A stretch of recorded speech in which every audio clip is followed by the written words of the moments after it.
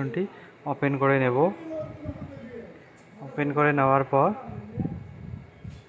আমরা দেখেন ডান দিকে একটি 3 ডট সেটিংসে ক্লিক করার পর আমরা নিচের দিকে একটু স্ক্রল করব।